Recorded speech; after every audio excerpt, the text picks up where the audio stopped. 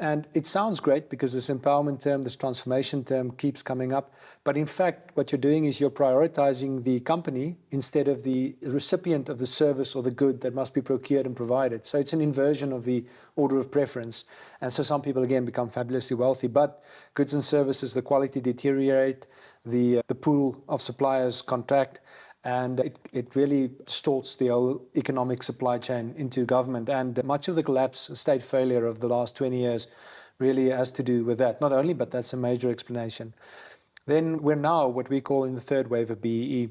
This starts in around 2018. The first of the legislation that changed to bring us to the third wave was the Competition Act, when in 2018 a clause was introduced that said in the public interest, the Competition Commission can now use the racial composition or the historically disadvantaged composition or the ownership and the employment and so on of companies to prohibit or allow or set conditions on deals, mergers, acquisitions, debt financing, and so on.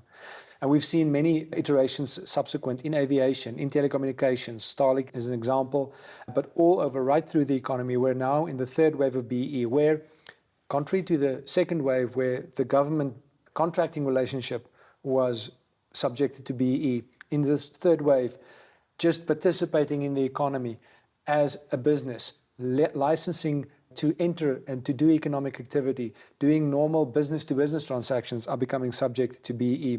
So we're basically in this today in South Africa in an accelerating phase of race-based economic licensing, race-based economic access control.